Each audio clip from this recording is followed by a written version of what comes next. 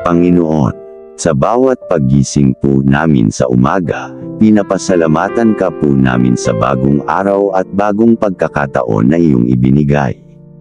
Gabayan mo po sana ang aming mga hakbang upang kami manatili sa iyong landas ng kabutihan at pagmamahal. Ilapit mo po kami sa isa't isa at palakasin ang aming pagkakaisa. Naway kami po ay maging instrumento ng iyong kagandahang loob, pag-asa, at liwanag sa mga tao sa paligid namin. Sa mga pagsubok po na aming haharapin, bigyan mo po kami ng lakas at tapang. Turuan mo po kaming magtiwala sa iyong plano at maging handa sa anumang hamon.